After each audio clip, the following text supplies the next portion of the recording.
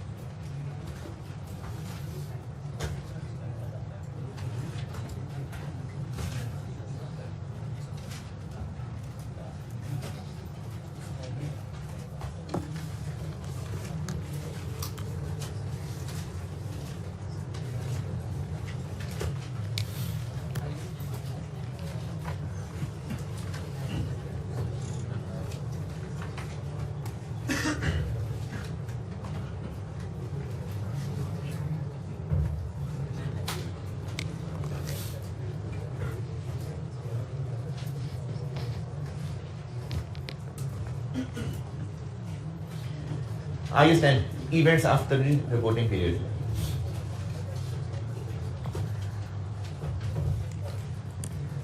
ये थ्योरेटिकल है।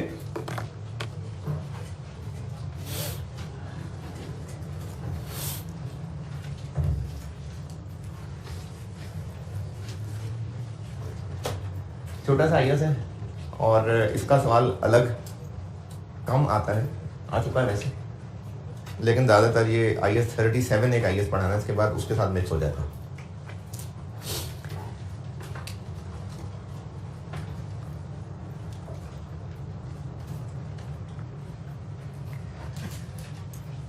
अच्छा जी, इस टॉपिक को शुरू करता हूँ, उससे पहले ना 2-3 मिसालें बताता हूँ। यार वो इसी बंद है, गर्मी बढ़ जाएगी है नहीं? ठीक है भाई, चलो ठीक है, रहने।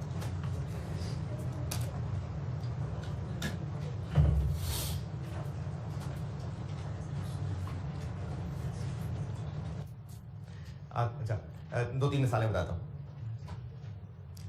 एक डेटर रिसीवेबल हमारा, उससे 1 लाख रुपए रिसीवेबल है और हमें लगता यह है कि पैसे देगा, देने भी चाहिए,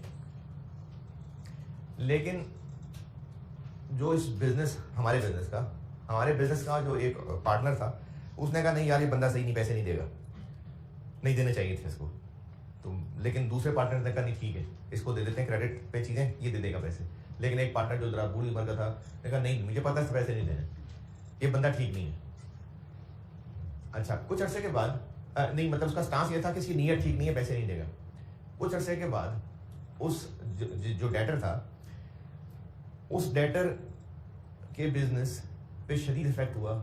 उसके जो गोडाउन में आग लग गई, सारा सामान उसका जल गया और किस्मत अभी मजीद ख़राब थी तो फैक्ट्री में भी आग लग गई।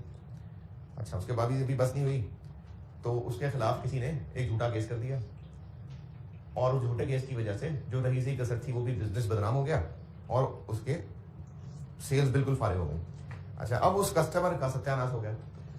फिर भी उसने कोशिश की कि नहीं हम कंपनी बंद तो कर देते हैं, लेकिन जो जो क्रेडिटर थे उनको पैसे दे दें, लेकिन इतनी बुरी तरह नुकसान हुआ था कि वो किसी क्रेडिटर को कोई पैसे नहीं दे सका, बैड डेट हो गया। तो हमारे बिजनेस के सीनियर पार्टनर ने कहा, देखा मैंने कहा था ना बंदे की नीयत ही सही नहीं है, मैंने कहा था नहीं देगा पैसे। तो ये बात सही है कि सीनियर पार्टनर के देखा मैंने कहा था कि नहीं देगा पैसे, देख लो नहीं दिए पैसे। बात तो वही है कि पैसे तो नहीं दिए, मसला नीयत का नहीं था, यानी पैसे डूबने की वजह उसकी नीयत नहीं थी। अल्टीमेटली नहीं दिए पैसे उसने, लेकिन वो जो सीनियर पार्टनर नीयत कह रहा था, वजह नीयत नहीं है। ये मिसाल और मिसाल,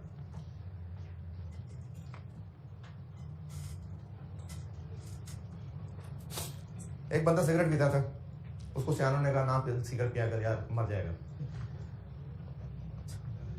एक दिन वो जा रहा था कि सफर कर रहा था बस में और उस बस का हो गया एक्सीडेंट और वो मर गया। तो सियानों ने कहा देखा था ना सिगरेट सिगरेट आप पीकर मर जाएगा, तो बाकी सिगरेट पीने की वजह से मर गया नहीं। अच्छा, वैसे हो सकता है उसने सिगरेट पिया हो, बस में बैठ के उसने ऐसे छूटा लगाया हो, धुआं जो है ड्राइवर को चढ़ा हो सकता है, लेकिन बजाय वजह जो है वो सिगरेट पीना नहीं है, वो एक्सीडेंट है। ठीक, और वजह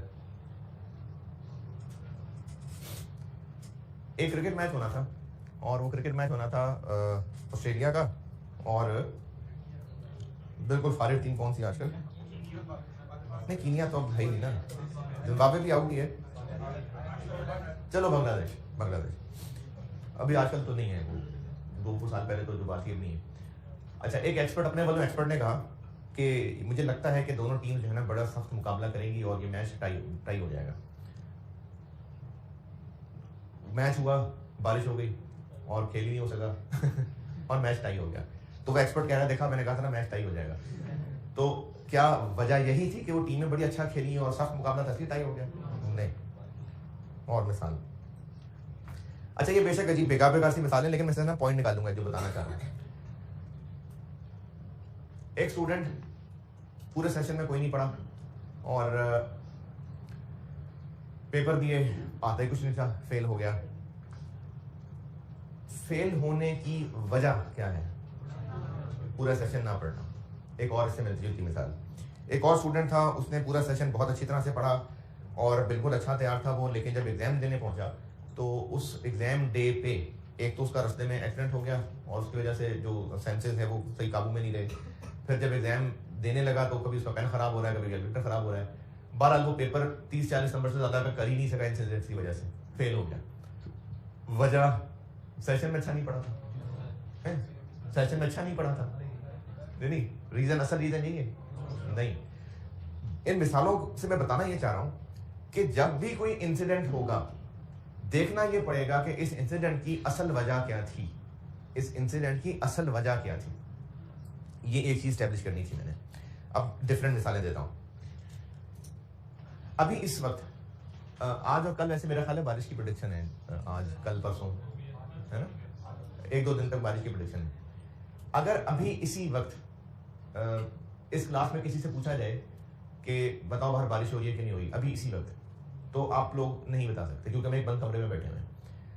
ये पूछने के बाद मैं इधर कोई काम करने लगा और कोई स्टूडेंट आया, दरवाजा खुला, अंदर बैठे हुए को बाहर नजर पड़ गई और उसको पता लग गया बारिश नहीं हो रही। अब मैंने दोबारा पूछा हमें बारिश हो रही है कि नहीं हो रही, तो अब आपने कहा कि नहीं हो रही।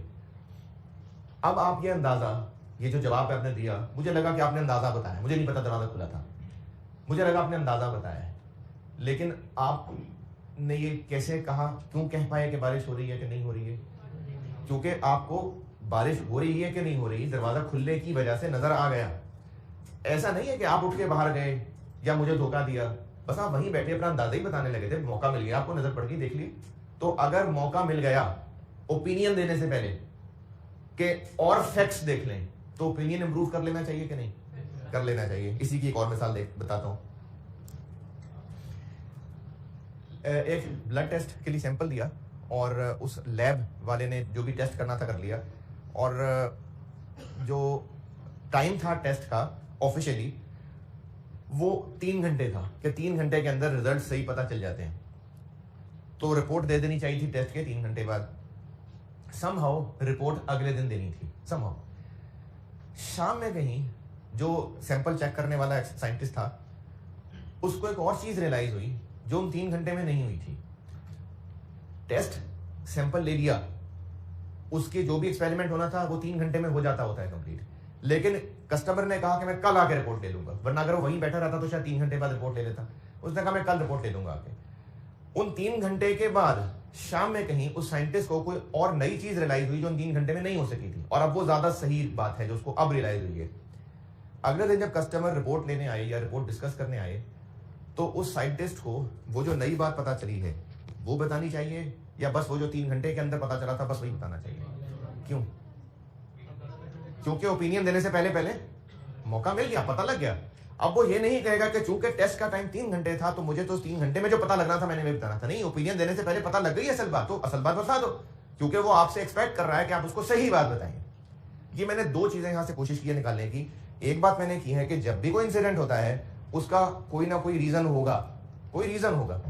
और दूसरी बात मैंने जनरेट करने की कोशिश की है कि जब ऑफिशियली किसी को ओपिनियन देना है, कुछ कमेंट करना है, और ओपिनियन देने से पहले कुछ और इंफॉर्मेशन मिल रही है, दरवाजा खुल के बाहर का मौसम देखने का मौका मिल गया, उस साइंटिस्ट को 3 घंटे के बाद कुछ नया पता चल गया, तो उनको ओपिनियन देने से पहले अपनी बात सही कर लेनी चाहिए। IAS 10 2022 30 जून 22 ये ईयर एंड है। फाइनेंशियल स्टेटमेंट्स जब 2022 की बनेगी तो फाइनेंशियल स्टेटमेंट्स में मेन दो की बात कर लेते हैं। स्टेटमेंट ऑफ कॉम्प्रिहेंसिव इनकम के ऊपर हेडिंग क्या होगी? Statement of comprehensive income for the year ending 30 June 2022 और SOFP पे हेडिंग होगी statement of financial position as at 30 June 2022। इसको रिपोर्टिंग डेट कहते हैं। और ये जो फाइनेंशियल स्टेटमेंट्स होंगी वो होंगी इस ईयर 2022 की, इसको रिपोर्टिंग पीरियड कहते हैं। रिपोर्टिंग पीरियड जिसकी रिपोर्ट बन रही है, रिपोर्टिंग डेट एंड। इस रिपोर्टिंग पीरियड 2022 की फाइनेंशियल स्टेटमेंट्स बेशक सारा कंप्यूटराइज सिस्टम ही क्यों ना हो, बेशक सारी ट्रांजैक्शंस रिकॉर्ड बिल्कुल ठीक तरह से हुई हों, फिर भी 30 जून 2022 को फाइनल फाइनेंशियल स्टेटमेंट्स इशू नहीं हो सकती, क्योंकि एक तो कई ट्रांजैक्शंस फिर भी ऐसी होती हैं जो ईयर के दौरान हो ही नहीं सकती। उनका साल के एंड होने का इंतजार करना ही करना होता है। एक्रूअल प्रीपेमेंट्स, डेप्रिसिएशन, फिर वो जो मैंने पहली मिसाल ली थी बैड डेट, उसके अंदाजे लगाना, फिर हम अभी अगला चैप्टर पढ़ेंगे प्रोविजंस होती हैं कुछ, फिर इसके अलावा कुछ टैक्स की कैलकुलेशंस होती हैं, वो फौरन नहीं हो सकती हैं। ये सब काम ईयर एंड पे नहीं, ईयर एंड से पहले नहीं हो सकते होंगे, ये जो मैंने 4-5 मिसालें दी हैं। फिर इसके अलावा फाइनेंशियल स्टेटमेंट्स ऑडिट भी होती हैं, तो ऑडिट को 5-10-15 मिनट का काम नहीं होता है। ऑडिट में टाइम लगता है, प्रैक्टिकली को 15-20 दिन, 25 दिन, 30 दिन लग रहे होते हैं। और कंपनी की मैनेजमेंट की जिम्मेदारी है कि वो ऑडिटेड फाइनेंशियल स्टेटमेंट दुनिया वालों को बताए। ऑडिट अभी आप लोग नहीं भी पढ़ रहे, सारे ही पढ़ रहे होंगे वैसे मेरे ख्याल में। चलिए अगर कोई नहीं भी पढ़ रहा तो जो हमारा मेन पहचान है प्रोफेशन का चार्टर्ड अकाउंटेंट, वो ऑडिटर है। वैसे तो और भी 2-3 बड़े काम हैं, लेकिन ऑडिट एक बड़ा काम है। ऑडिट क्या होता है? ऑडिट ये होता है कि जब एक बिजनेस अपनी फाइनेंशियल स्टेटमेंट्स बनाता है तो उन फाइनेंशियल स्टेटमेंट्स को चेक करना होता है कि ये सही है, इनमें कोई झूठ तो नहीं बोला जा रहा, कुछ गलत बयानी तो नहीं की जा रही, इसके ऊपर रिपोर्ट देनी होती है। ये ऑडिटर का काम है। तो जिस साल की फाइनेंशियल स्टेटमेंट्स हैं उस साल की फाइनेंशियल स्टेटमेंट्स खुद फाइनल करते करते, ऑडिट होते होते और ऑडिटर के फिर रिपोर्ट देते देते महीनों लग जाते हैं। इसके लिए लॉ भी अलाउ करता है कि कंपनी फाइनेंशियल स्टेटमेंट बनाने के लिए 2-4 महीने ले ले। मिसाल ले लेते हैं कि कंपनी को 30 सितंबर 22 लग गई फाइनेंशियल स्टेटमेंट्स को फाइनल करते करते। ये जो 3 महीने का और टाइम गुजरा, इस 3 महीने के टाइम गुजरने के बाद अब जो फाइनेंशियल स्टेटमेंट बनेगी वो होंगी 30 जून 22 तक की, या इन 3 महीनों की सेल्स भी डालनी होंगी? होंगी 30 जून 22 की, लेकिन फाइनल करते करते 3 महीने लग रहे हैं। अच्छा, अब इस फाइनलाइजेशन में काफी इंसिडेंट होते हैं जिसमें ऑडिटर के साथ मीटिंग भी हो रही होगी, फिर इनिशियल ड्राफ्ट बन रहा होगा, फिर डायरेक्टर्स मीटिंग कर रहे होंगे। इन सब इवेंट्स में से एक डेट होती है जिसको कहते हैं date when financial statements are authorised for issue. और ये जनरली वो डेट होती है जब BOD अप्रूव कर देते हैं। BOD क्या लगता है नाम से? Board of directors. जब बोर्ड ऑफ डायरेक्टर्स अप्रूव, जब डायरेक्टर्स अप्रूव कर देंगे, कंपनी के डायरेक्टर्स टॉप मैनेजमेंट होती है कि हाँ अब ये फाइनेंशियल स्टेटमेंट्स ठीक है, उसको कहते हैं date when financial statements are authorised for issue. इस IAS 10 की जिंदगी का मकसद क्या है? इस IAS 10 की जिंदगी का मकसद ये है कि फाइनेंशियल स्टेटमेंट्स बनाने के लिए बहुत सारे IAS फॉलो होते हैं। जैसे इसमें जो इन्वेंट्री आ रही होगी उसके लिए IAS 2 फॉलो हो रहा होगा, PP IAS 16 फॉलो हो रहा होगा, इंटेंजिबल IAS 38 फॉलो हो रहा होगा, फाइनेंशियल इंस्ट्रूमेंट्स IFRS 9 फॉलो हो रहा होगा। हर रिलेटेड आइटम के लिए उनके अपने अपने IAS फॉलो हो रहे होंगे। IAS 10 सिर्फ इस मसले का जवाब देने के लिए बनाया गया है कि अगर इन 3 महीनों के दौरान कुछ और नई बातें पता चलें, जैसे मैंने वो सैंपल और टेस्ट और रिपोर्ट की बात की थी, इन 3 महीनों के दौरान कोई और इंफॉर्मेशन मिले तो क्या उस इंफॉर्मेशन के नतीजे में इन फाइनेंशियल स्टेटमेंट्स को ऐसे ही रहने दें या इनमें कुछ इंप्रूवमेंट या चेंजेस कर लें?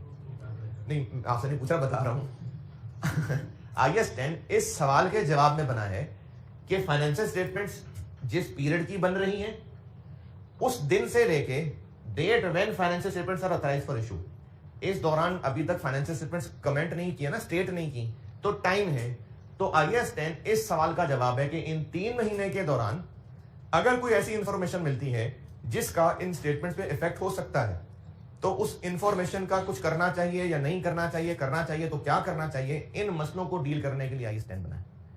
यानी IS 10 किसी, जिस तरह IS 16 PP को देख रहा है, IS 2 इन्वेंट्री को देख रहा है, इसी तरह ये किसी चीज की अकाउंटिंग सिखाने के लिए नहीं बना है।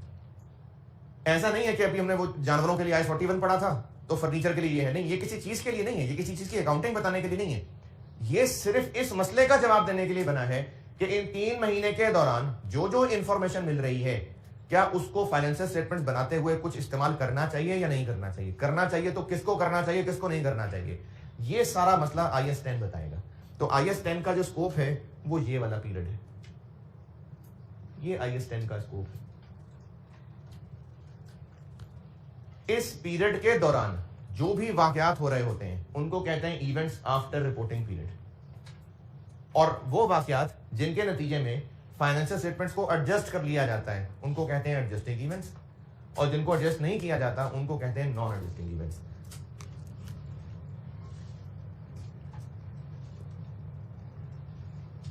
इसका कॉन्सेप्ट मैं आपको ज़बानी ही बता रहा हूं, इनकी अंग्रेजी जो है ना, ये आप डेफिनेशन रख लेंगे क्योंकि पूछी भी जा चुकी है। इवन IS जब लेके जाना अलाउ हो गया था उसके बाद भी पूछी जा चुकी है। तो वो इवेंट जो रिपोर्टिंग एंड के बाद date when financial statements are authorised for issue तक, इस दौरान जो भी वाकयात हो रहे हैं उनके नतीजे में फाइनेंशियल स्टेटमेंट्स के साथ क्या सलूक करना है, इसकी गाइडेंस के लिए IS 10 बना है। और एडजस्टिंग इवेंट्स और नॉन एडजस्टिंग इवेंट्स, ये जो इवेंट्स आफ्टर रिपोर्टिंग डेट है, या ये एडजस्टिंग है या नॉन एडजस्टिंग है। नाम से क्या लगता है, एडजस्टिंग इवेंट्स वो होंगे एडजस्टिंग जिनके नतीजे में फाइनेंशियल स्टेटमेंट्स में कुछ ना कुछ मॉडिफिकेशन हो रही होगी, और नॉन एडजस्टिंग क्या होंगे कि जिन्हें नहीं हो रही होगी।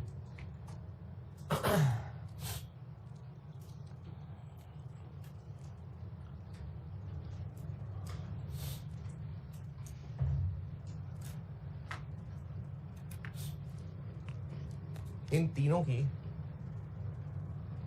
डेफिनेशंस याद करनी है।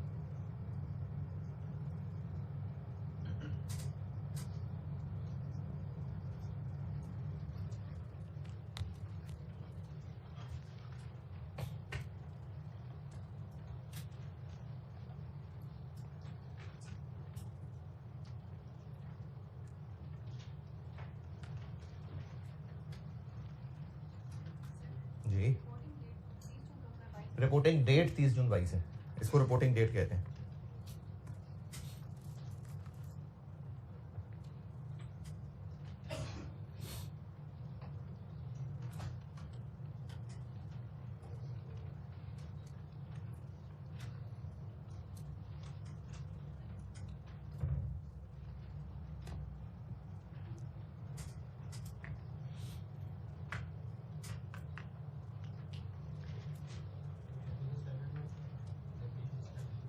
स्टैंडर्ड में है डेफिनेशन, अगर जिन्होंने स्टैंडर्ड साथ लेके जाना है वो ना याद करें।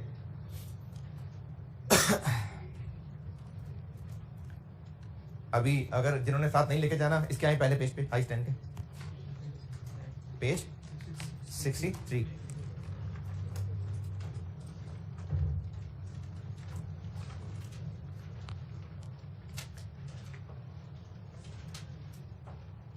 पेज 63, इसके टॉप पे तकरीबन 1.1 ये तीनों की डेफिनेशन लिखी हुई है।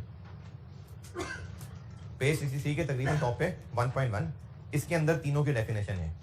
पहला paragraph events after reporting period की डेफिनेशन है, और उसके बाद 2 पॉइंट्स में इन दोनों की डेफिनेशन है। ये करनी है याद।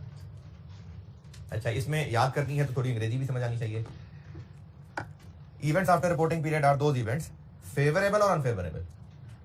फेवरेबल भी हो सकते हैं, अनफेवरेबल भी हो सकते हैं, यानी ये कंपनी के अच्छे लगने वाले वाकयात भी हो सकते हैं और नुकसान वाले भी हो सकते हैं। दैट अकर बिटवीन कब, end of the reporting period and the date when financial statements are authorised for issue. ये होते हैं इवेंट्स आफ्टर रिपोर्टिंग डेट। बाकी दोनों की भी थोड़ी देर बाद बताता हूं। तो इवेंट्स आफ्टर रिपोर्टिंग पीरियड वो हैं जो फेवरेबल भी हो सकते हैं, अनफेवरेबल भी हो सकते हैं, जो हो रहे हैं इससे और इसके दरमियान।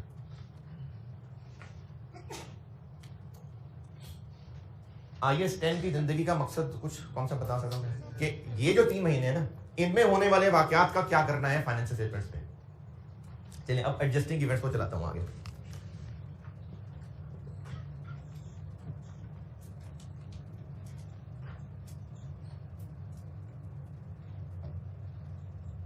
एडजस्टिंग इवेंट्स,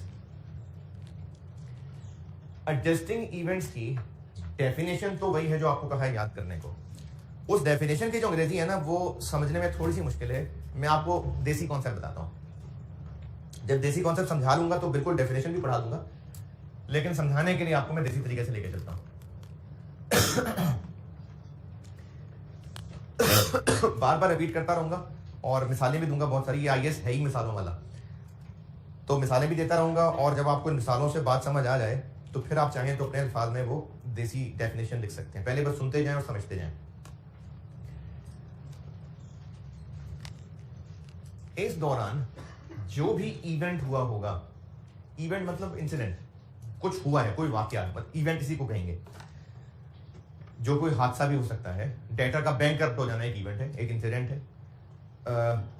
केस हमारे खिलाफ हो जाना एक इंसिडेंट है। केस का डिसीजन हो जाना एक इंसिडेंट है। चीजें जल जाना इंसिडेंट है। शेयर्स की वैल्यू गिर जाना भी एक इंसिडेंट है। यानी इंसिडेंट नहीं, वो नहीं जरूरी जिससे कोई नुकसान ही हो रहा हो, प्राइस गिर जाना एक इंसिडेंट है। तो इस दौरान कोई इंसिडेंट हो रहा है, उस इंसिडेंट की वजह क्या है, असल वजह, अगर वो वजह ईयर एंड पे मौजूद थी तो वो एडजस्टिंग इवेंट है। दोबारा सुने, एडजस्टिंग इवेंट के पहचानने का तरीका बता रहा हूं। इस दौरान एक इवेंट हुआ, एक इंसिडेंट हुआ, देखना यह है कि क्या उसकी वजह ईयर एंड पे मौजूद थी या उसके बाद अराइज हुई। अगर ईयर एंड पे वजह मौजूद थी तो वो इवेंट एडजस्टिंग इवेंट है। अब ये बात मुख्तलिफ मिसालों से समझाता हूं।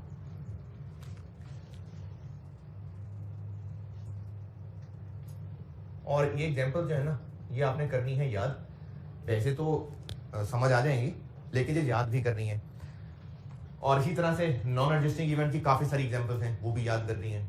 याद करने का एग्जाम में ऐसे टेस्ट हो सकता है कि आपसे ये एमसीक्यूज में भी पूछा जा सकता है, या जिस तरह से वो IS41 की परसों प्रैक्टिस की थी ना, ट्रू फॉल्स की, उसमें भी इस तरह की चीजें आ सकती हैं। तो ये छोटा आईएएस है और ये शॉर्ट क्वेश्चंस के हवाले से ही ज्यादा चांस है टेस्ट होने के। और आईएएस ले जाने के जो फायदे बताए जाते हैं उनमें से IS10 भी है, क्योंकि वो एग्जांपल्स हैं वो भूल जाती हैं। तो वो वहां से एग्जांपल, अगर उनमें सवाल आ गया है तो एग्जांपल आईएएस में लिखी, जितनी आईएएस में ये मैं आपको एग्जांपल बताऊंगा ये आईएएस में लिखी नहीं है, तो स्टूडेंट साथ लेके गए हुए ना, तो फिर वो एग्जांपल्स देख के वहां से फायदा हो जाता है। तो आईएएस लेके जाने के पॉसिबल फायदों में से IS10 भी एक है, लेकिन आप अच्छी तरह याद कर लें, ना लेके जाए आईएएस। इनकी एग्जांपल्स बताता हूं, और ये सारी एग्जांपल्स ये हैं कि कौन सा इवेंट एडजस्ट है, कौन सा नहीं है। अभी मैं एग्जांपल्स बता रहा हूं, फिर बताऊंगा कि अच्छा है एडजस्टिंग, अब करना क्या है वो बाद में बताऊंगा। पहले सिर्फ और सिर्फ डिस्कशन ये हो रही है कि कौन सा इवेंट एडजस्टिंग है या नहीं। इसके लिए वो एग्जांपल जो आईएएस की हैं वो मैं आपको समझाता जाता हूं, फिर जो जो कहूंगा वो पढ़ते जाइएगा।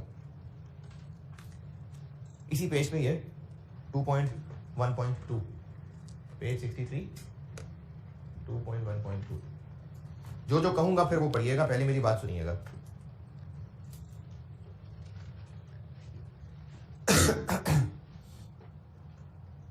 ये 5 एग्जांपल्स हैं, ए बी और अगले पेज पे सी डी ई। ये आईएएस ही में, ये मैंने आईएएस ही छापा हुआ है, पहले भी बताया था अपनी बुक में मैंने आईएएस के वो पैराग्राफ छापे हैं जो आपके सिलेबस के हैं। ए बी और अगले पेज पे सी डी ई, इनमें जो जो कहूंगा समझाने के बाद फिर वो पढ़िएगा। अच्छा, कॉन्सेप्ट फिर बता रहा हूं। ईयर एंड के बाद जो वाकया हुआ और उस वाकये की वजह ईयर एंड पे मौजूद थी तो वो इवेंट एडजस्टिंग इवेंट है, और अगर ईयर एंड के बाद अराइज हुई तो नॉन एडजस्टिंग इवेंट है। मिसाल, इस दौरान यानी अगस्त में कहीं ये पता चला कि जो बिजनेस का अकाउंटेंट था वो अप्रैल मई जून इनकी सेल्स गलत रिकॉर्ड करता आ रहा था, और जो पैसे थे वो अपनी जेब में डाल रहा था। फिर जब वो अगस्त में पकड़ा गया और जब उससे पैसे निकाले तो जब मार खा के उसने बात उगली तो उसने बताया कि अप्रैल मई जून की सेल्स गलत रिकॉर्डेड है, फ्रॉड कर रहा था, अप्रैल मई जून की सेल्स गलत रिकॉर्डेड है। पकड़ा गया और डिस्कवरी ऑफ फ्रॉड, ये एक इंसिडेंट है, फ्रॉड डिस्कवर हो गया। इससे हमें क्या इंफॉर्मेशन मिली कि फ्रॉड ईयर एंड तक हो चुका था या उसके बाद हुआ है? हो चुका था। देखें, हमें फ्रॉड डिस्कवर हुआ है, ये एक इवेंट है। डिस्कवर क्यों हुआ? क्योंकि फ्रॉड हुआ था। तो वो फ्रॉड ईयर एंड पे मौजूद था, तो फ्रॉड का डिस्कवर हो जाना एक एडजस्टिंग इवेंट। ये मिसाल दोबारा, ईयर एंड के बाद अकाउंटेंट पकड़ा गया, कैश चोरी कर रहा था, उसको जो माल पड़ी उसने बताया कि उसने पिछले 3 महीने की सेल्स गलत रिकॉर्ड की नहीं है, ये उसका फ्रॉड था। तो फ्रॉड का डिस्कवर हो जाना यानी ये पता चल जाना कि फाइनेंशियल स्टेटमेंट्स की फिगर में गलती मौजूद है, तो ये पता चल जाना एक एडजस्टिंग इवेंट है। इसी की एक और मिसाल, जब ऑडिट हो रहा था तो उस दौरान एक चीज रिकंसाइल करते करते पता चला कि पहले तो 25 गलतियां की हुई हैं। गलतियों का पता चल जाना, ये पता चल गया कि ईयर एंड पे एरर्स मौजूद थे, तो ये एरर्स का पता चल जाना एडजस्टिंग इवेंट है। ये मैंने आपको एग्जांपल अगले पेज की ई बता दी। अगले पेज पे एग्जांपल ई।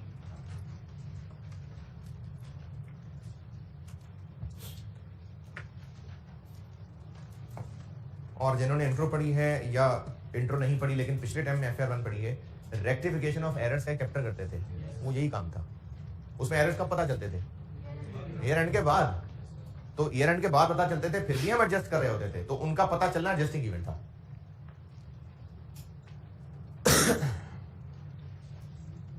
एग्जाम्पल ई, ओके। और मिसाल, मई 2022 में एक प्लांट खरीदा और उस प्लांट को खरीदा दोस्त से।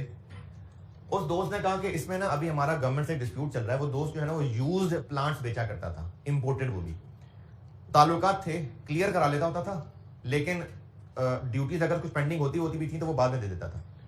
तो उसने रिसेंटली एक प्लांट इंपोर्ट किया था, हमने उससे वो प्लांट खरीद लिया, लेकिन दोस्त ने कहा कि इस प्लांट में ना अभी गवर्नमेंट की तरफ से काफी सारी चीजें पेंडिंग है, अभी कोर्ट में केस भी चल रहा है, स्टे भी हुआ है, हो सकता है कि इस पे बहुत सारी ड्यूटीज और पे करनी पड़ जाए, चलो तुम ले जाओ, कागजात इसके हम बाद में बना लेंगे। प्लांट खरीदा और लाके यूज भी करना शुरू कर दिया। जुलाई में गवर्नमेंट की तरफ से वो मैटर रिजॉल्व हुआ और फाइनली पता चला कि कितनी ड्यूटीज देनी है, फिर वो ड्यूटीज दी और उसको फिर पे ऑफ करके डॉक्यूमेंट्स क्लियर करवा लिए। ईयर एंड से पहले जब ये प्लांट खरीदा था इसकी कॉस्ट नहीं पता लग पा रही थी। क्यों? क्योंकि ड्यूटीज बड़ी अमाउंट थी और पता नहीं थी। दोस्त था इसलिए खरीद के ले आए थे, यानी प्लांट खरीद लिया था, हमारा ही प्लांट बन चुका था, लेकिन IS 16 की शर्त पूरी नहीं हो रही थी, cost can be made reliably, इसलिए प्लांट डेबिट नहीं कर सके थे। अब वो जाके जुलाई में पता चल गई सारी डिटेल, तो प्लांट जुलाई में डेबिट हो या भाई मई में ही एडजस्ट कर लेना चाहिए। क्यों? क्योंकि प्लांट ईयर एंड पे मौजूद था, जिसकी प्लांट हमारा ओन हो चुका था, कंट्रोल हो चुका था, प्राइस बाद में पता चली, तो बाद में प्राइस का पता चलना एक एडजस्टिंग इवेंट है। इसी का उलट नहीं, मतलब दूसरी साइड, उस दोस्त ने सेल भी तब नहीं रिकॉर्ड की थी, वो भी अब करेगा, लेकिन जुलाई की डेट में नहीं, वो मई जून की डेट में। ये मैंने आपको एग्जांपल डी बता दी, नहीं सी बता दी, एग्जांपल सी।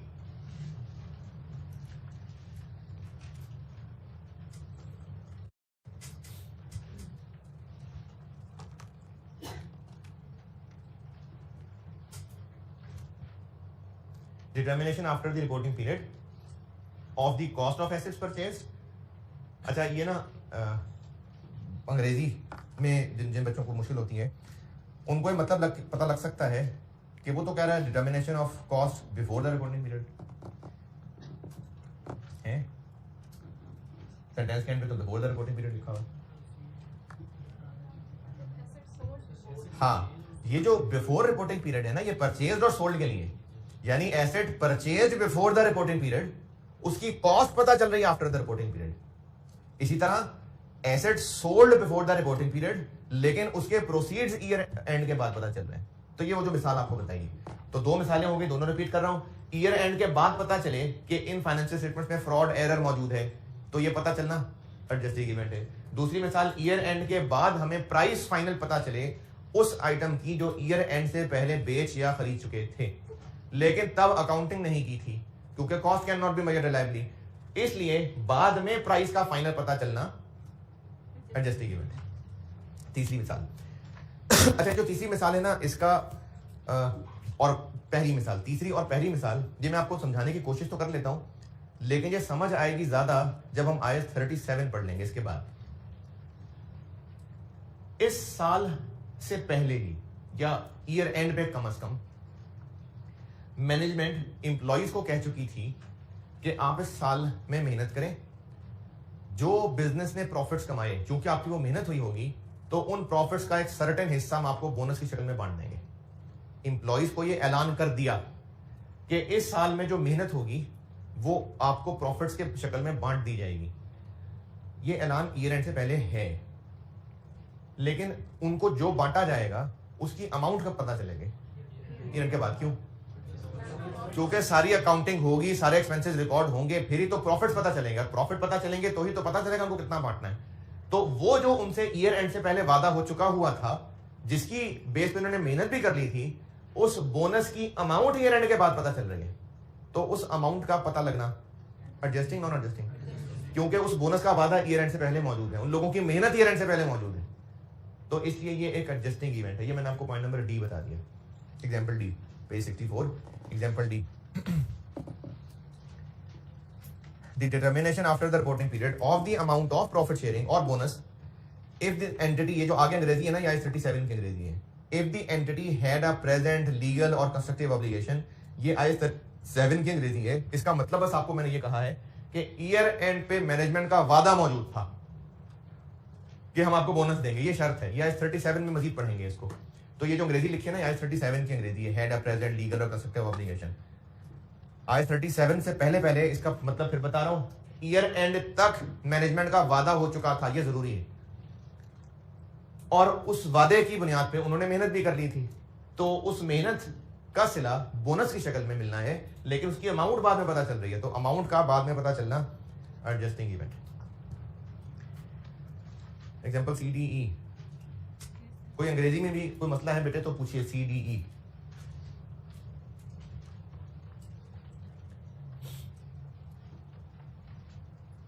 जी जी।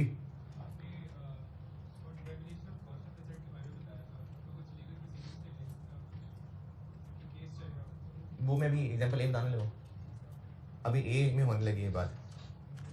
आप सवाल दोबारा करिए ताकि मैं उसका जवाब के बीच में कवर कर दूं।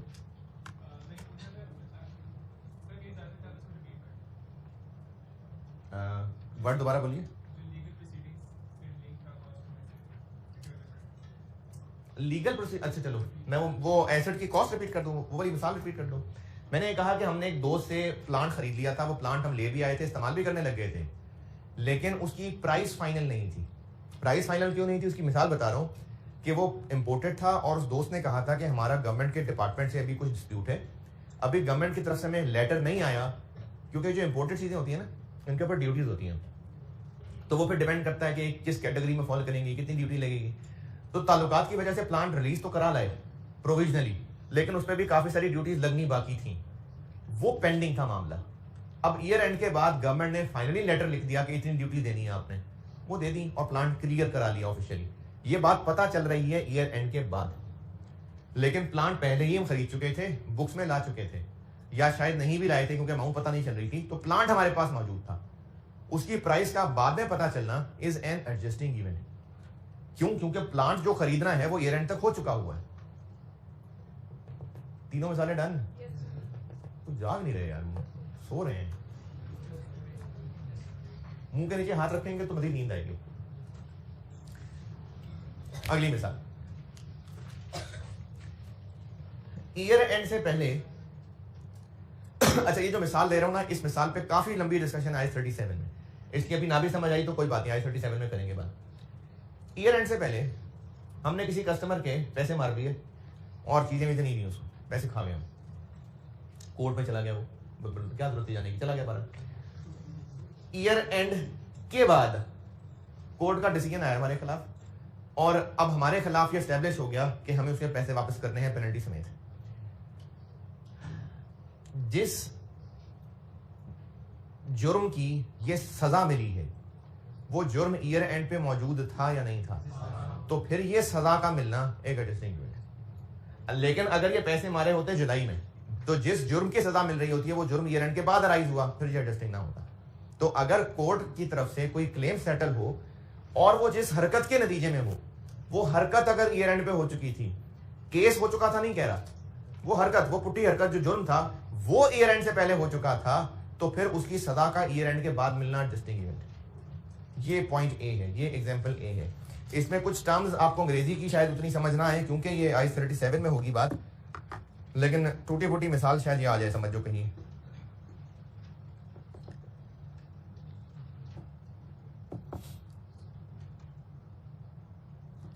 ये जो पहला सेंटेंस है ना, settlement after the reporting period of a court case, एक कोर्ट केस का ईयर एंड के बाद सेटल हो जाना, that confirms that the entity had a present obligation, यानी एंटिटी के जिम्मे था ये फाइन। क्यों था? क्योंकि वो डिफॉल्ट पहले कर चुके थे। तो ईयर एंड के बाद एक केस का सेटल हो जाना एडजस्टिंग इवेंट है। और बाकी जो अगला सेंटेंस है ये तो है ही आई 37 की बात, तो उसको तो छोड़ दें।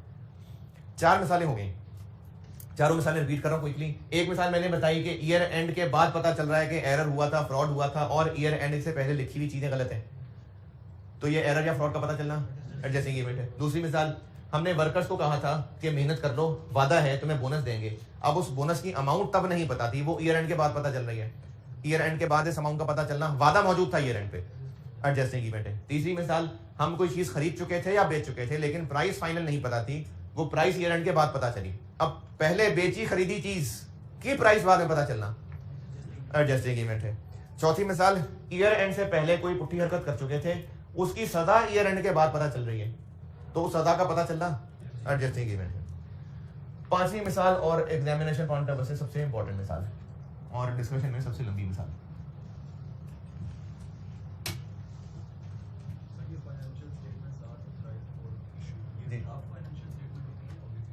Financial statements are authorised for issue की कहानी दोबारा बताता हूं। फाइनेंशियल स्टेटमेंट्स ईयर एंड हुआ तो उस कंपनी की मैनेजमेंट की जिम्मेदारी है कि फाइनेंशियल स्टेटमेंट्स बनाए। उन्होंने अपने अकाउंट्स देखे, ट्रायल बनाया, लेजर टैली किए, गलतियां निकली, इनको ठीक किया, फाइनेंशियल स्टेटमेंट्स बना ली। ये ड्रॉप फाइनेंशियल स्टेटमेंट्स है। फिर ऑडिटर को बुलाया, उन्होंने फाइनेंशियल स्टेटमेंट्स को चेक किया, सारे अकाउंटिंग रिकॉर्ड्स चेक किए और ऑडिट ने इन फाइनेंशियल स्टेटमेंट्स को ओके कर दिया। फिर इन डायरेक्टर्स की मीटिंग हुई, उस मीटिंग के अंदर ये अकाउंट्स डिस्कस हुए, ऑडिटर की रिपोर्ट जो उसने बताई थी कि हम ये रिपोर्ट देने वाले हैं वो डिस्कस हुई, उन डायरेक्टर्स ने फिर इन अकाउंट्स को साइन कर दिया। ये है date when financial statements are authorised for issue. और ऑफिशियली जब वो डायरेक्टर साइन करते हैं तो फिर ऑडिटर अपनी रिपोर्ट पे साइन करता है। उससे पहले बस उनको जबानी कह देता है कि मेरी तरफ से ये रिपोर्ट है, साइन इनके साइन के बाद करता है। तो जब डायरेक्टर्स ने फाइनली फाइनेंशियल स्टेटमेंट्स को अप्रूव कर दिया तो ये कहलाएगी date when financial statements are authorised for issue. डेटर्स की मिसालें 3 दूंगा आपको। ईयर एंड पे 1 लाख के डेटर्स हैं और ईयर एंड के बाद हो गए ये बैंकरप्ट। बैंकरप्ट क्या होता है? इंसॉल्वेंट। क्या कि अब ये साबित हो जाता है कि ये बंदा फारिग है, पैसे वैसे नहीं दे सकता, ये बात सर्टिफाई हो जाती है। लेकिन इसके बैंकरप्ट होने की कोई वजह होगी। बैंकरप्ट होना तो एक इंसिडेंट, इसकी कोई वजह होगी। बैंकरप्सी की वजह क्या होती है? हालत का खराब होना, फाइनेंशियल हालात खराब होना, एसेट्स कम होना, लायबिलिटी ज्यादा होना। हालात की खराबी is the reason of bankruptcy. 3 मिसालें बताता हूं। एक मिसाल, इसका बिजनेस पिछले 6-7 महीने से खराब था, इसके हालात 6-7 महीने से बहुत खराब थे, लेकिन सफेदपोश इंसान था, हर जगह रोता नहीं था, इसलिए लोगों को पता नहीं चल रहा था। फाइनली जब बिल्कुल ही कोलैप्स कर गया तो बैंकरप्ट हो गया। मिसाल दोबारा, पिछले 6-7 महीने से बिजनेस के हालात बहुत खराब थे, लेकिन ये बाकियों को बता कुछ नहीं रहा था, कोशिश कर रहा था संभालने की, फाइनली नहीं संभाल सका और बिजनेस कोलैप्स कर गया, बैंकरप्ट हो गया। बैंकरप्सी की रीजन यानी हालात की खराबी ईयर एंड पे मौजूद थी या बाद में अराइज हुई? मौजूद थी।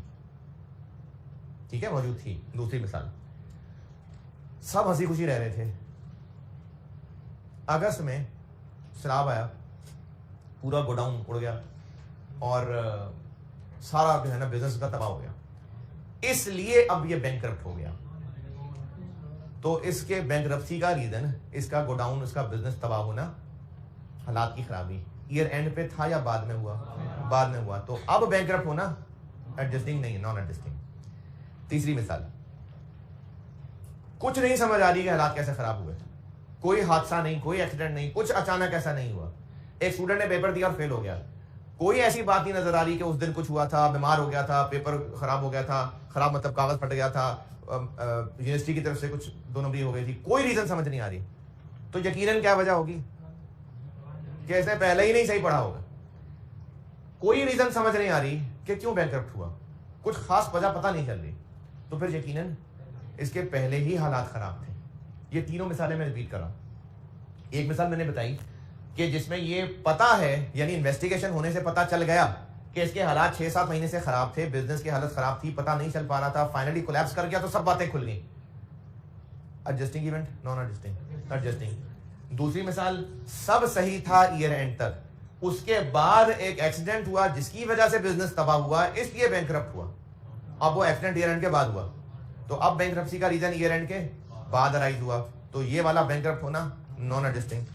तीसरी मिसाल, कोई खास इंसिडेंट ऐसा नजर नहीं आ रहा जिससे पता चले कि बैंकरप्सी क्यों हुआ, हालात इसके क्यों खराब हुए, तो फिर यकीनन हालात पहले ही खराब थे, ऐसे रातों रात थोड़ी गिर जाता कोई, यकीनन हालात पहले खराब थे, इसलिए एडजस्टिंग। फिर से तीनों मिसालें। ईयर एंड के बाद डेटर हो गया बैंकरप्ट। एक मिसाल, वजह पता चल गई कि पिछले 6-7 महीने से हालात खराब थे, अब बैंकरप्सी, एडजस्टिंग है। दूसरी मिसाल, ईयर एंड तक सब सही था, ईयर एंड के बाद कोई आग लगने का, सैलाब का, कोई और एक्सीडेंट का वाकया हुआ जिसकी वजह से बैंकरप्ट हुआ, नॉन एडजस्टिंग। तीसरी मिसाल, कोई खास रीजन समझ नहीं आ रही, तो यकीनन हालात पहले ही खराब होंगे और एडजस्टिंग। ये डेटर की जो तीनों मिसालें मैंने दी हैं, एक दफा फिर रिपीट कर देता हूं और आप इन तीनों मिसालों को अपने अल्फाज में लिखिए। मैं फिर तीनों रिपीट करता हूं। डेटर ईयर एंड के बाद हो गया बैंकरप्ट, ये एक इवेंट है, देखना है कि एडजस्टिंग है कि नॉन एडजस्टिंग है। एक मिसाल मैंने बताई कि इसके हालात खराब थे और काफी अरसे से खराब थे, ये बात पता चल गई कि काफी अरसे से हालात खराब थे, तो एडजस्टिंग। क्यों एडजस्टिंग? क्योंकि हालात की खराबी ईयर एंड पे मौजूद थी। पहले तो ये मिसाल लिख लें।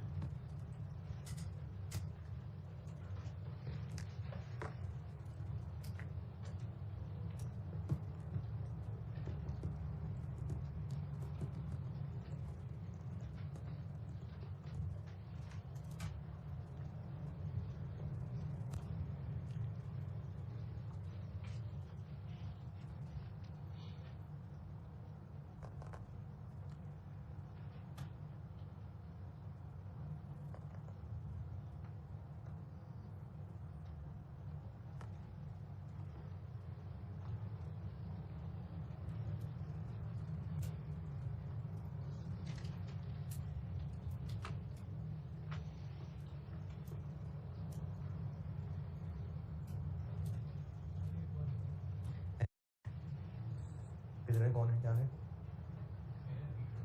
फिर से रिपीट कर दो। ईयर एंड के बाद डेटर बैंकरप्ट हो गया, ये एक इवेंट है, डेटर की बैंकरप्सी एक इवेंट है, और बैंकरप्सी का रीजन होता है हालात की खराबी। अब देखना यह है कि हालात की खराबी ईयर एंड पे मौजूद थी या बाद में राइज हुई। एक मिसाल मैंने बताई कि इसके बैंकरप्सी पे जब इन्वेस्टिगेशन हुई और सारी कहानी पता चली, तो वो ये पता चली कि पिछले 6-7 महीने से हालात खराब चल रहे थे। अब ये हमें रीजन पता चल गई कि हालात 6-7 महीने से खराब हैं, तो इस बैंकरप्सी की रीजन ईयर एंड पे मौजूद है या बाद में राइज हुई? मौजूद है ना, तो ये एडजस्टिंग इवेंट, ये पहली मिसाल दी है। हाँ हाँ, जब ये बैंकरप्ट हुआ है ना तो पता चला। अच्छा चलो, इसकी मिसाल स्टूडेंट की बताता हूँ। एक स्टूडेंट फेल हो गया, अब जब बाप से मार पड़ी तो फिर उसने बोला कि मैं तो पढ़ता ही नहीं था, मैं तो पीछे से 7-8 महीने से किताबें लेके बैठा था, लेकिन अंदर मोबाइल होता था, मैं तो पढ़ता ही नहीं था। अब उस वक्त बाप को लगता था कि किताब है, किताब देख रहा है, तो उस वक्त लग रहा था सब अच्छा है, लेकिन बाद में जब उसने बताया है कि मैं तो पिछले 6-7 महीने से पढ़ ही नहीं रहा था, तो फेलियर का रीजन तो फिर पहले एग्जिस्ट कर रहा है ना, पता बाद में चला है। तभी तो IS 10 का कॉन्सेप्ट है कि वो बातें जो बाद में पता चल रही हैं, लेकिन अगर वो पहले से मौजूद थी तो एडजस्टिंग है। तो बैंकरप्सी हो गई, बैंकरप्सी का मतलब है बुरे हालात, खराब हालात। अब इन्वेस्टिगेशन हुई तो पता चला कि इसका तो बिजनेस बहुत अरसे से खराब था, तो अब अंदाजा हो गया कि हालात पहले से खराब थे, बैंकरप्सी का रीजन ईयर एंड पे मौजूद था, इसलिए एडजस्टिंग है।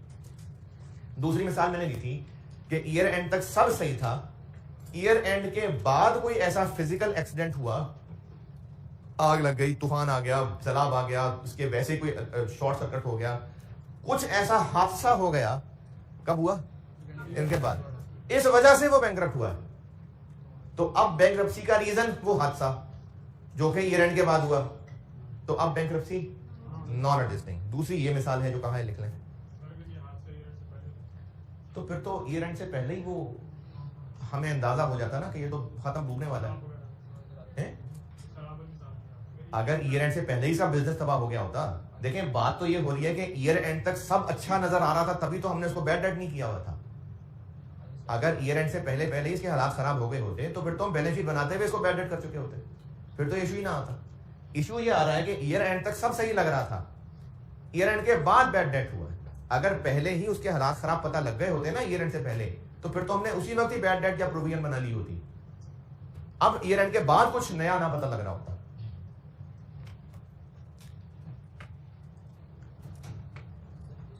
जी जी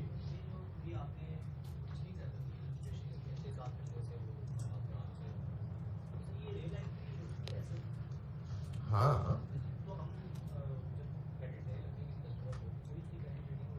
देखें कई चीजें ऐसी होती हैं जो बिजनेस नॉर्म्स पे चलती हैं और रेफरेंसेस पे चलती हैं। अब फिर वही स्टूडेंट की मिसाल, एक स्टूडेंट है जो क्लासेस भी रेगुलर ले रहा होता है और बज़ाहिर वो पढ़ भी रहा होता है, तो हर कोई यही समझेगा ना कि हाँ ये पढ़ने वाला है। अब अंदर की बात तो स्टूडेंट को पता है। तो इसी तरह एक बिजनेस जो इखलाक में भी अच्छा है और अभी रिसेंटली भी उसने ऐसा कोई फ्रॉड किया नहीं किसी के साथ, छोटे मोटे मामले वो कर लेता होता है, तब तक सब ठीक लग रहा था, उधार पे चीजें बेच दी।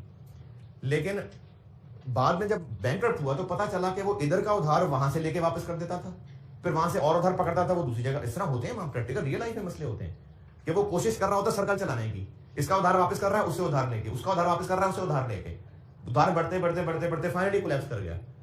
तो जब फाइनली कोलैप्स किया तब ये सारी बातें खुली। तीसरी मिसाल मैंने दी थी, 2 मिसालें लिख ली। तीसरी मिसाल मैंने दी थी कि बैंकरप्ट हुआ है ईयर एंड के बाद और कोई खास वजह भी खुल के सामने नहीं आ सकी, तो फिर यकीनन हालात पहले ही खराब होंगे और एडजस्टिंग है।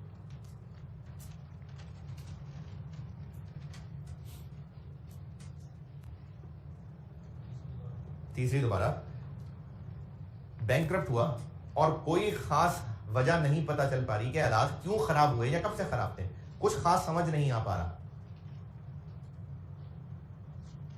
तो यकीनन फिर पहले ही हालात खराब थे।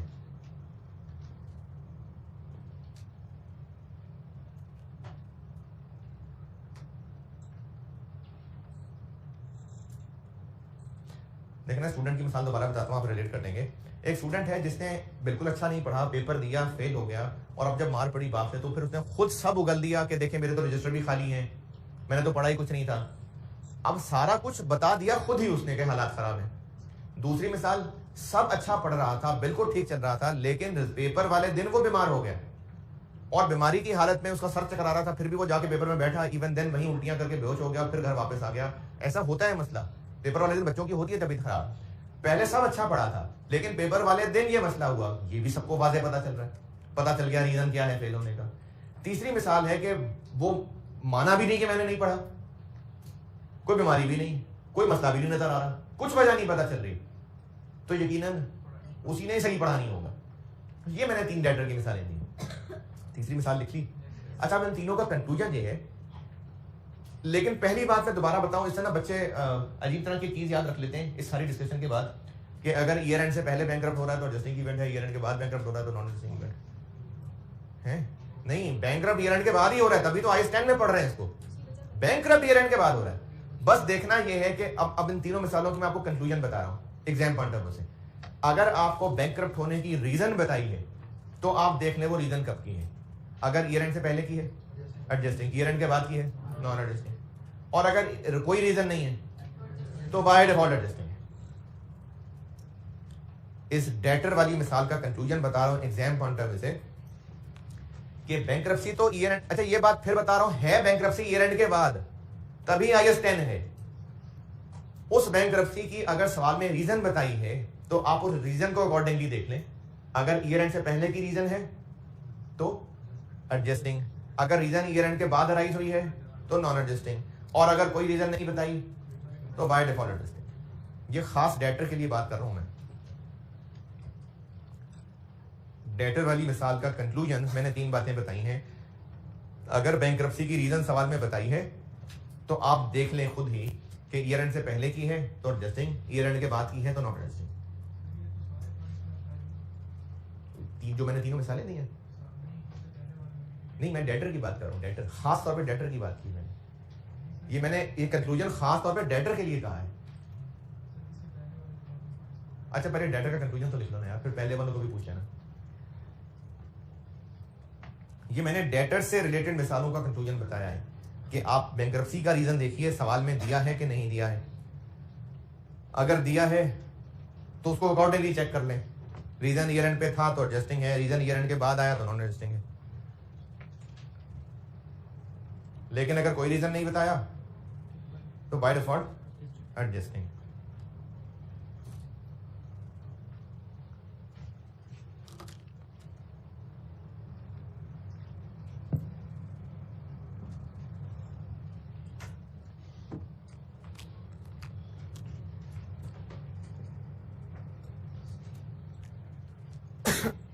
ये डेटर वाला कंक्लूजन लिखने सारे, फिर आगे बढ़ो।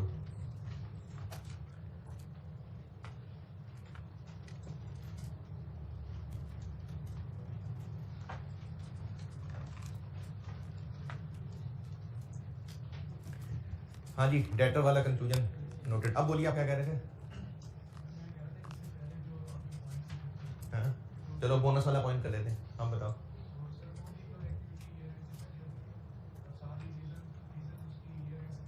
हाँ हाँ, तो ये तो मैंने बिल्कुल बुनियादी बात बताई है एडजस्टिंग इवेंट की।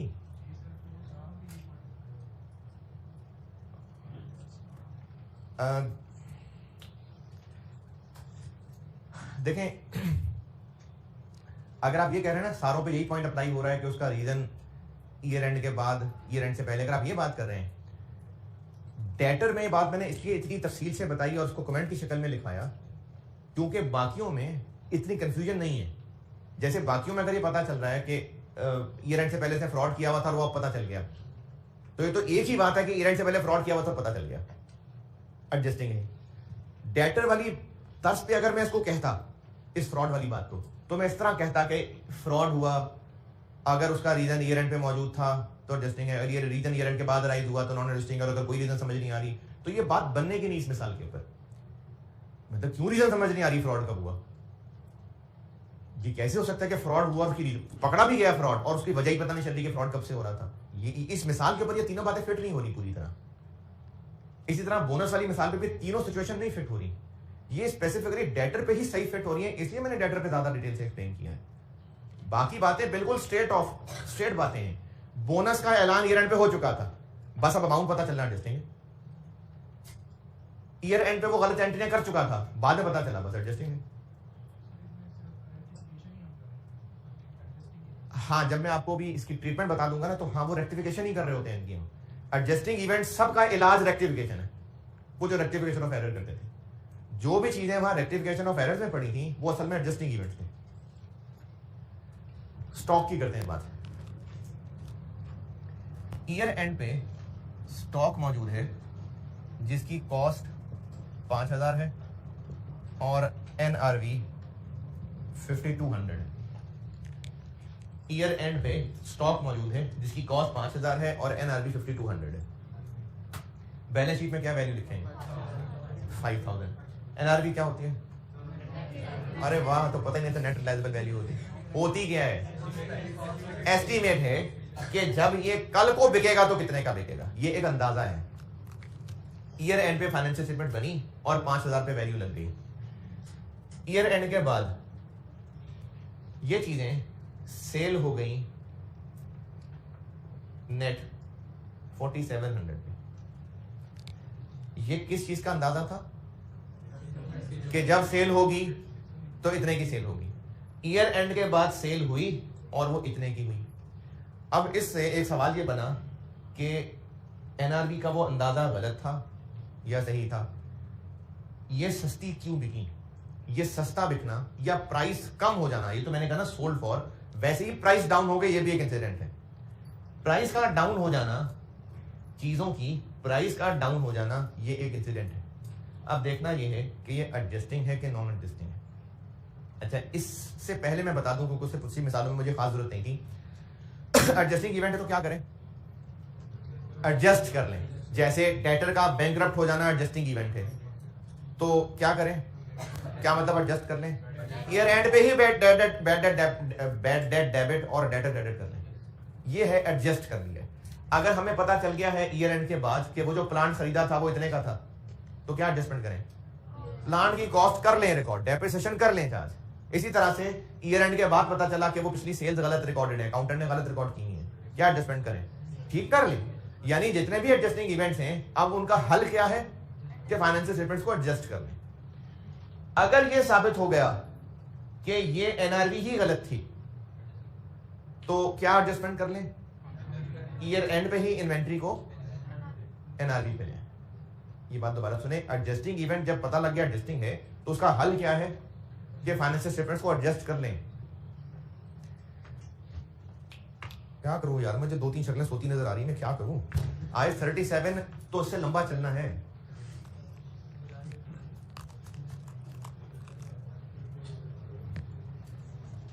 कोई इश्तिहार डालने बीच में, कोई गाने डालने बीच में, क्या क्या करूं। ये इश्तिहार डालिए ना। अच्छा जी, टीयर रूम से अपने असेसमेंट कलेक्ट कर लें। और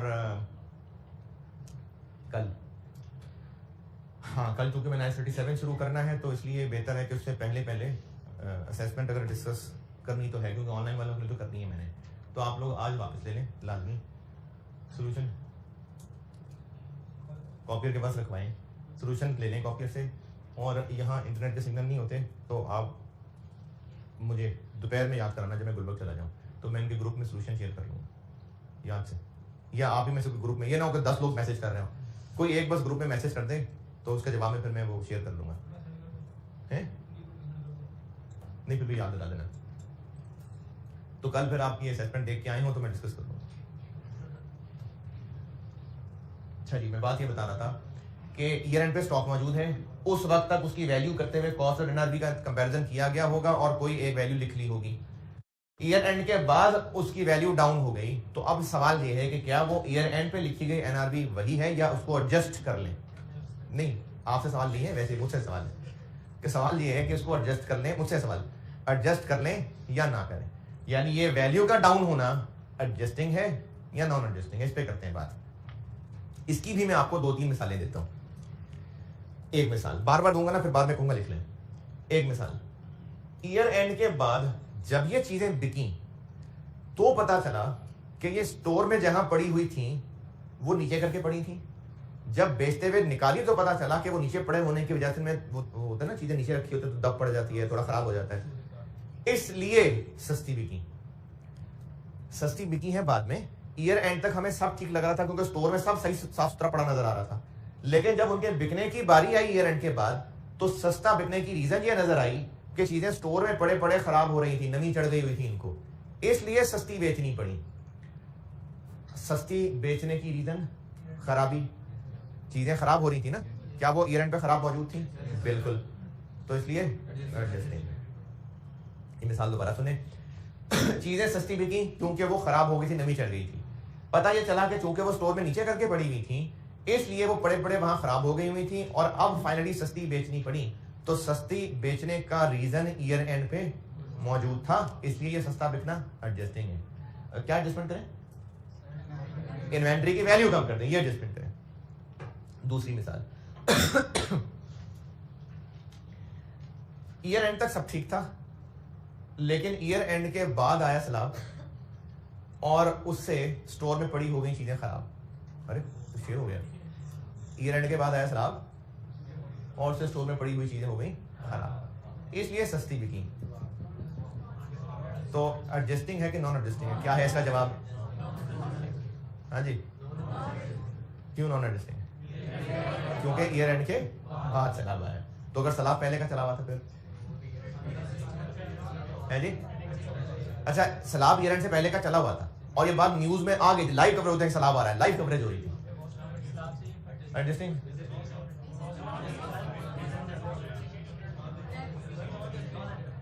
लेकिन तय था पास हिस्ट्री के मुताबिक भी कि सैलाब एक दफा आ रहा है तो फिर आके छोड़ता है, नॉन एडजस्टिंग। लेकिन मैं तो आपको कह रहा था कि एडजस्टिंग की रीजन अगर पहले से है तो तो सलाब तो पहले से चल रहा है। अच्छा, किसी को नहीं लग रहा कि सलाब पहले का चला हुआ था, एडजस्टिंग है? लग रहा है? लग रहा है थोड़ा थोड़ा सा। चलिए एक दो मिसालें और बताता हूँ, फिर जवाब देता हूँ। ईयर एंड तक सब सही था, ईयर एंड के बाद स्टोर में लग गई आग। अब वो सड़ी हुई चीजें जब बेची हैं तो सस्ती बिकी हैं, तो अब चीजों का सस्ते बिकने की रीजन वो आग से चीजें खराब होना। तो आग ईयर एंड के बाद लगी है कि पहले? बाद। Adjusting non adjusting? लेकिन जिसने आग लगाई है वो महीना पहले ही धमकी का फोन कर चुका था कि मैं जला के राख कर दूंगा। हाँ जी, लेकिन वो बंदा जो है ना वो बात में खरा था, वो एक बार कमिटमेंट कर ले तो फिर खुद की भी नहीं सुनता। हाँ जी, एडजस्टिंग है नॉन एडजस्टिंग? उसने माचिस भी खरीद ली हुई थी ईयर एंड से पहले, और वो जला के ना वीडियो बना बना के व्हाट्सएप भी कर रहा था। Adjusting non adjusting? अभी भी नहीं एडजस्टिंग?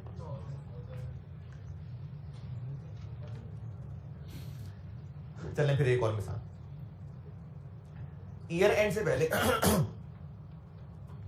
पहले कंपेटिटर ने ऐलान कर दिया था कि, बल्कि कंपेटिटर ने क्या ऐलान कर दिया था, ये बात न्यूज में आ चुकी थी कि टेक्नोलॉजी चेंज हो गई है।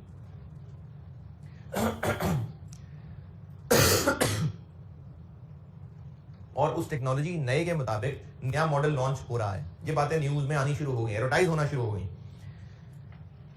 हमारे पास जो चीजें पड़ी थी ये पुराने मॉडल की थी।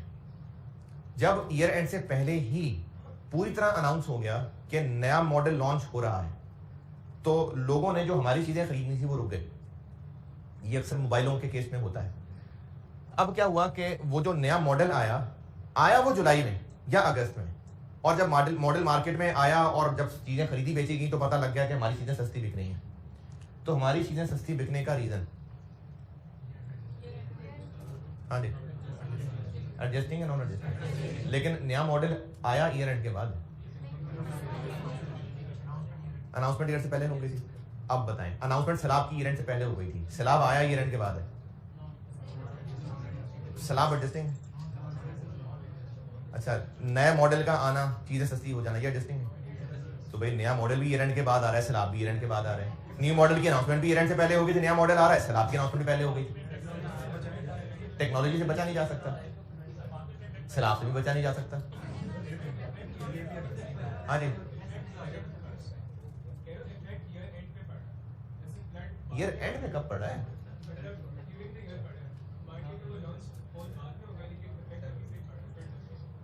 नहीं, लेकिन सैलाब,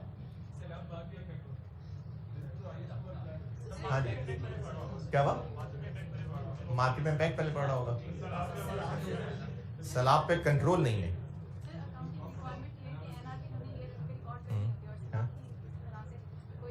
नहीं, सैलाब अनाउंस है, पहले से अनाउंस है, स्केड्यूल है पूरा सैलाब का, हर साल में इंतजारी में आता ही आता है छुट्टियों में।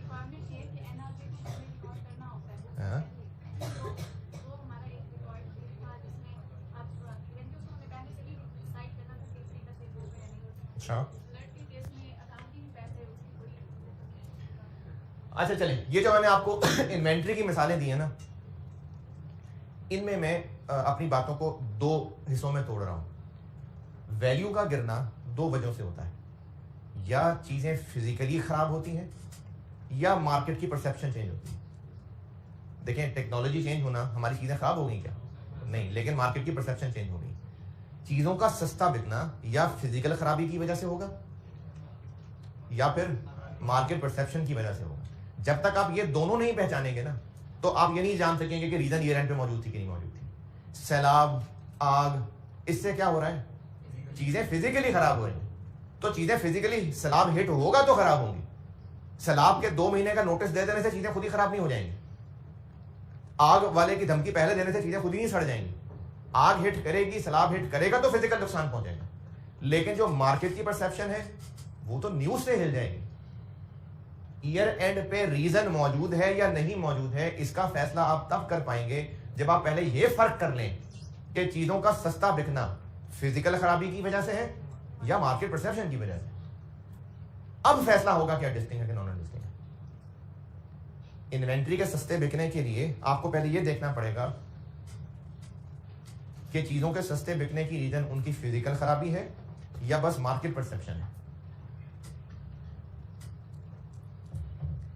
चीजों के सस्ते होने के एडजस्टिंग नॉन एडजस्टिंग का फैसला इस बेस पे कर सकेंगे आप जब ये पहचाने पहले कि चीजों का सस्ता बिकना फिजिकल खराबी की वजह से है या मार्केट परसेप्शन की वजह से।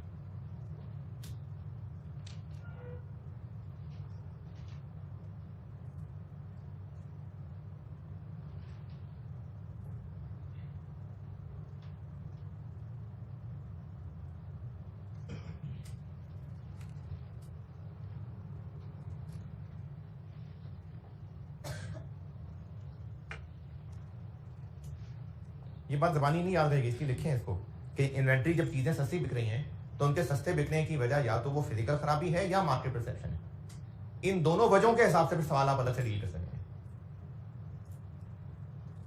अच्छा, कंक्लूजन वही इसमें भी डेटर वाला है क्या? क्या आप देखिए कि रीजन बताई है कि नहीं बताई है। अगर रीजन बताई है तो फिर देखें कि वो रीजन ईयर एंड पे मौजूद थी या ईयर एंड के बाद अराइज हुई। मौजूद थी तो एडजस्टिंग है, बाद में अराइज हुई तो नॉन एडजस्टिंग है। और अगर रीजन सवाल में नहीं बताई तो फिर यकीनन पहले ही मसाइल थे, पहले ही परसेप्शन चेंज हो चुकी थी, चीजें पहले ही खराब हो चुकी थी, तो फिर बाय डिफॉल्ट एडजस्टिंग है। तो डेटर वाले तीनों कंक्लूजन इसके लिए भी हैं। जो मैंने डेटर का कंक्लूजन बताया था वो इन्वेंट्री के लिए भी है, लेकिन इन्वेंट्री को मैंने अलग से डील इसलिए किया कि इन्वेंट्री का सस्ता बिकना आपको ये देखना पड़ेगा कि वो फिजिकल खराबी की वजह से है या मार्केट परसेप्शन की वजह से, फिर अंदाजा लगा पाएंगे। चले बस ये थोड़ा सा ही रह गया, ये कल से इंशाल्लाह कल इसको पूरा करते हैं, यहीं से कंटिन्यू करूंगा। एडजस्टिंग इवेंट्स की मिसालें मैंने पूरी कर दी और मेन कॉन्सेप्चुअल पोर्शन हो गया इस चैप्टर का। कल इसको पूरा करके और अगर असेसमेंट की डिस्कशन पूरी करके फिर उम्मीद है कि अगला चैप्टर शुरू कर सकूं। नहीं कर सका तो चलो इस चैप्टर को खत्म और असेसमेंट की डिस्कशन। ठीक है, अल्लाह हाफ़िज़।